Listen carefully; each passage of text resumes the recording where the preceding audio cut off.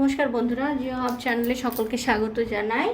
আজকে আমি যে আদিম উপজাতি নিয়ে আলোচনা করব সেটা হলো আমাদের ভারতবর্ষেরই একজন বা এক প্রকার উপজাতি বা অধিবাসী, সেটা হলো টোডা।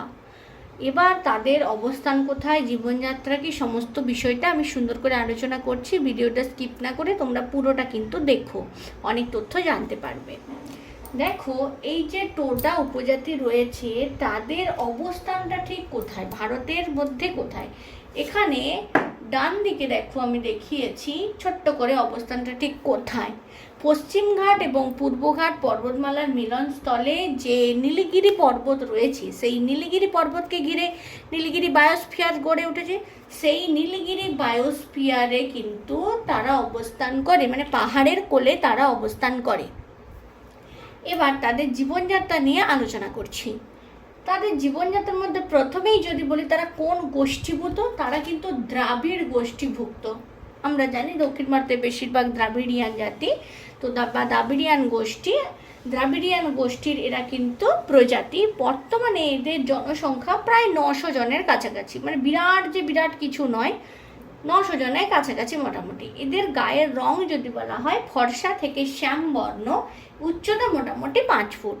বাকি বিশেষ কিছু পার্থক্য কিন্তু এদের নেই, মানে শরীরের গঠনের সম্বন্ধে বলছি। এবার খাদ্যের কথায় যদি আসি, টোডা উপজাতির মানুষরা কিন্তু শাকাশি মানে কি, এরা কিন্তু মাছ মাংস ডিম খায় না, শাকসবজি খেয়ে বেঁচে থাকে। এছাড়া যেটা এদের ক্ষেত্রে খুবই ইম্পর্ট্যান্ট সেটা হলো মহিষের দুধ।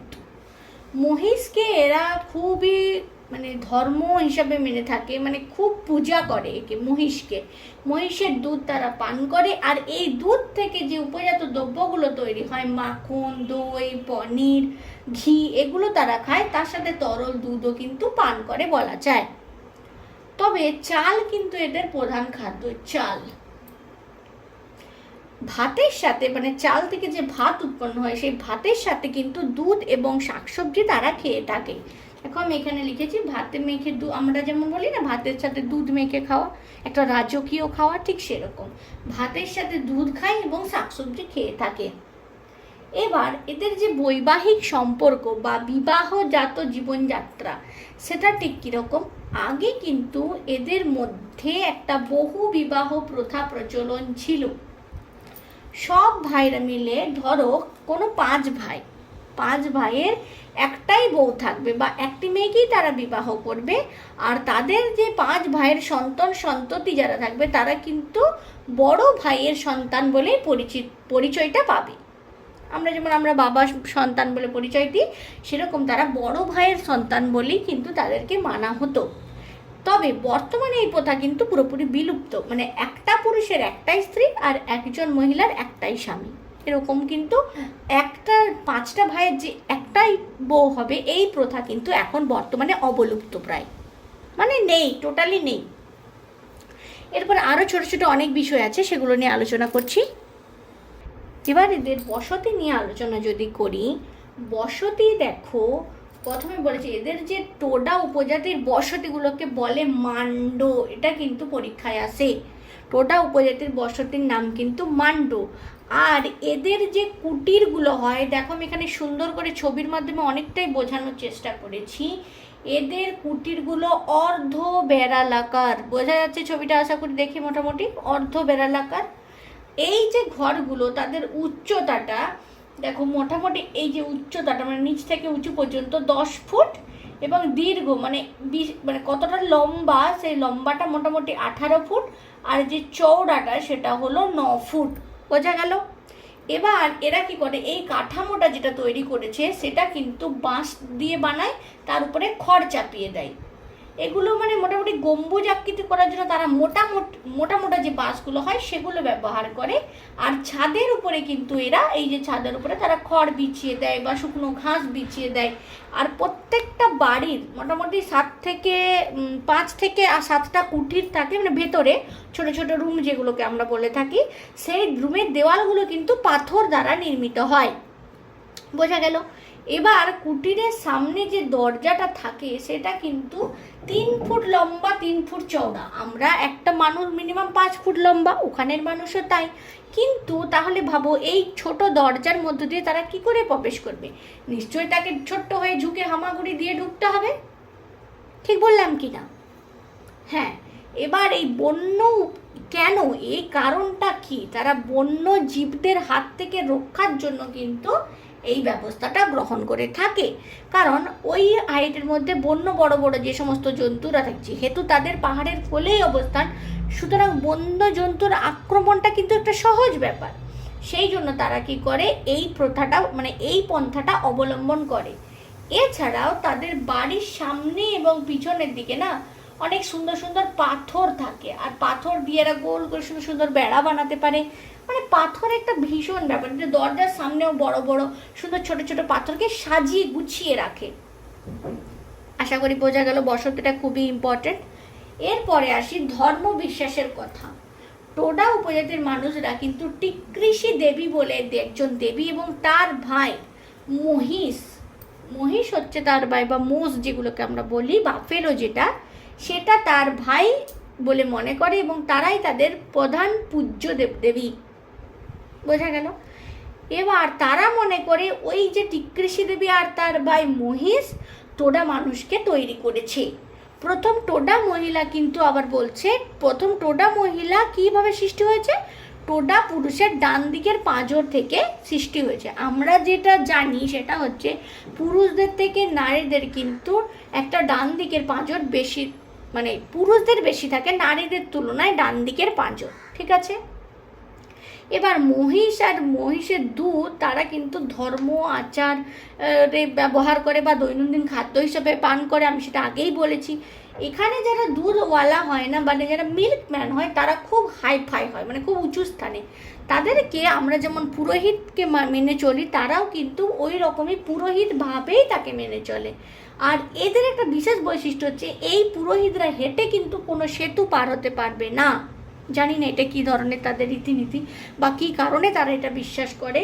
নদীর উপরে যদি কোনো সেতু থাকে, তাহলে ধরো এটা নদীর উপর সেতু আছে, এই সেতুটা তারা পায়ে হেঁটে কিন্তু পেরোতে পারবে না, সেতুর উপর দিয়ে পেরোতে পারবে না। তাকে নদীতে হয় সাঁতার কেটে যেতে হবে, আর নদী যদি শুকনো থাকে তাহলে বা জল কম থাকে তাহলে তাকে এই দিকে নিচের দিকে পায়ে হেঁটে যেতে হবে, ব্রিজ ক্রস করতে পারবে না। বোঝা গেল? আর টোডা মানুষদের পায়ে কিন্তু জুতো থাকে না, তারা জুতো পরে না। এখনকার দিকে এরকম মানুষ থাকে যে পায়ে জুতো পরে না, ভাবা যায়? মহিলাদের কিন্তু মন্দিরে প্রবেশ নিষেধ। দেখো এই নিয়ে অনেক সমস্যা, কিন্তু তারা তাদের উপজাতিতে এইটা বিশ্বাস করে যে না, মেয়েদেরকে মন্দিরে প্রবেশ করতে দেওয়া যাবে না। এবার যদি তাদের পোশাকের কথা বলি, তারা কিন্তু টোডা পুরুষ বা নারী তারা একটিমাত্র অঙ্গবস্ত্র পরিধান করে। কেমন? এটা সারা শরীরে একটিমাত্র বস্ত্র জড়িয়ে রাখবে, এমন দেখে মনে হবে যে ধুতির ওপর তারা যেন শাল জড়িয়ে রেখেছে। মানে ধুতি পরেছে কিন্তু তার উপরে শালটাকে সুন্দর করে জড়িয়ে রেখেছে। এটা ছেলেদের ক্ষেত্রে।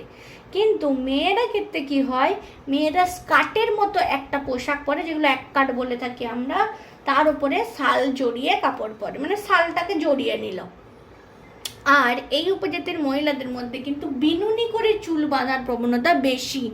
বিনুনি, দুদিকে দুটি বেনুনি করে চুল বাঁধে, আমরা যেরকম বেঁধে থাকি, কোনো স্কুলে বাচ্চাদের তোমরা দেখতেই থাকবে এটা হয়ে থাকে।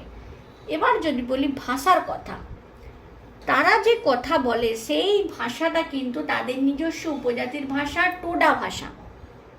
এটা মানে আলাদা একটা অন্য ভাষা, তবে তারা বা তাদের যে উপজাতি তাদের মধ্যে টোডা ভাষা প্রচলন আছে ঠিকই, কিন্তু অনেকেই কি করে, পার্শ্ববর্তী যে প্রতিবেশীরা আছে তাদের কাছ থেকে কানাডা, তেলেগু, যেহেতু একদম কেরল বা তামিলনাড়ু ওই দিকটাতে, তবে সেখানে তারা কানাডা, তেলেগু, মালয়ালম এই ভাষায় কথা বলতে পারে। মানে থেকে অভ্যাস হয়ে গেছে, তারা পার্শ্ববর্তী মানুষদের সাথে ইন্টারেক্ট করতে করতে তারা একটা ভাষা কিন্তু আয়ত্ত করতে পেরেছে। সেটা কানাডা হতে পারে, তেলেগু হতে পারে, মালয়ালম হতে পারে। টোডা উপজাতির যে সমস্ত মানুষরা রয়েছে তারা সূচি কার্যে বা সূচি শিল্পে খুব নিপুণ। সূচি শিল্প বলতে কি, মানে ছুঁচ-সুতোর কাজে তারা কিন্তু খুব পারদর্শী। তাদের হাতের তৈরি যে এমব্রয়ডারি, মানে কোনো ড্রেসের ওপরে যে ছোট ছোট সুতি বা কটনের বিভিন্ন কাজগুলো হয়ে থাকে তাকে এমব্রয়ডারি বলে। সেই এমব্রয়ডারি তাদের কিন্তু বংশ পরম্পরায় চলে আসছে, তারা এই কাজে খুবই নিপুণ। আর তাদের যে এই এমব্রয়ডারি সেটা কিন্তু খুবই চাহিদাজনক। তাদের এই সূক্ষ্ম হাতের কাজ আর উন্নত মানের এই যে এমব্রয়ডারি, তার জন্য টোডা সম্প্রদায় যথেষ্ট প্রসিদ্ধ। মানে তাদের এই যে বানানো জিনিসপত্র সেগুলো বাজারে বা মার্কেটে ভালো দামে বিক্রি হয়। সবশেষে আমি যে কথাটা বলবো সেটা হলো তাদের জীবিকাটা কীরকম। মানে প্রত্যেকটা মানুষের বেঁচে থাকতে গেলে তাদের তো কিছু জীবিকা দরকার, না হলে তারা কিভাবে বেঁচে থাকবে। তো টোডাগণ মূলত দেখো পশুপালক। পশুপালক বলতে কি, তারা মহিষ সহ অন্যান্য গবাদি যে পশুগুলো আছে সেগুলো পালন করে থাকে। আমি আগেই বলেছি মহিষ তাদের কিন্তু খুবই প্রসিদ্ধ এবং পবিত্র। মহিষের দুধ তারা উৎপাদন করে, আর সেই দুধ সঞ্চয়ের জন্য তারা কিন্তু দুগ্ধ গৃহ তৈরি করে বা গোয়াল ঘর যেটাকে আমরা বলে থাকি। সেই গোয়াল ঘরটাও তাদের কাছে খুবই পবিত্র। মানে সব মিলিয়ে মোট বোঝা যাচ্ছে পশুটাকে তারা খুব গুরুত্ব দেয়। আর তাদের যে দুগ্ধজাত দ্রব্য তৈরি করে, মাখন, পনির, দই, সেগুলো কি করে পার্শ্ববর্তী মানে নীলগিরি পাহাড়ের যে অন্যান্য জনজাতিরা আছে তাদের কাছে বিক্রি করে এবং সেখান থেকে অর্থ উপার্জন করে। এছাড়া তারা ধর্মীয় কাজেও কিন্তু এই দুগ্ধজাত উৎপাদন যেগুলো থাকে সেগুলোকে ব্যবহার করে থাকে। পুরোহিত যারা থাকে, আগে বলেছি এদের পুরোহিতরা কেমন হয়, মিল্কম্যানরা হচ্ছে এদের কাছে একটা পুরোহিত, এইভাবে মেনে চলে তারা। আর সেই পুরোহিতগণরা কি করে, দুগ্ধ সংক্রান্ত বিভিন্ন নিয়মাবলী সৃষ্টি করে, তাই তাকে দুগ্ধ সংক্রান্ত নিয়মাবলীর প্রণেতা এবং পূজারী বলা হয়, এবং তিনি সকলের প্রণম্য, সকলের পূজ্য। বোঝা গেল।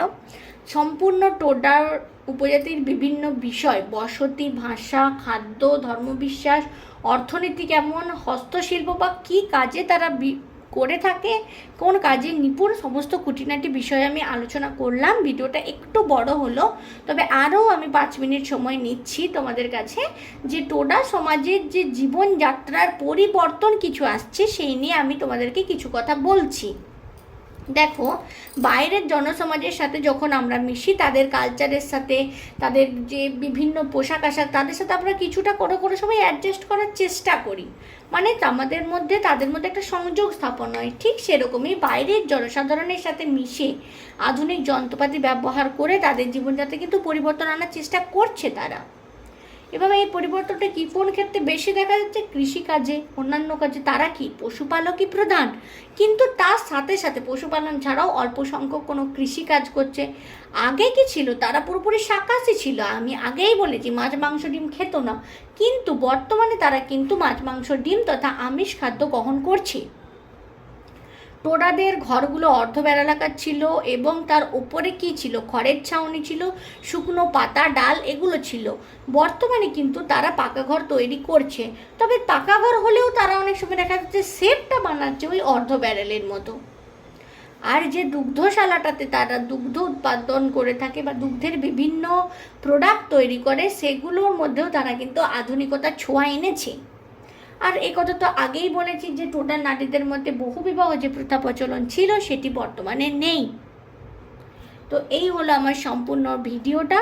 যদি ভালো লাগে অবশ্যই লাইক শেয়ার করে দিও, আর নতুন হলে সাবস্ক্রাইব করো। অনেক অনেক শেয়ার করার অনুরোধ রইল, যত শেয়ার করবে বন্ধুরাও কিন্তু আমি সবার কাছে ছড়িয়ে যাব।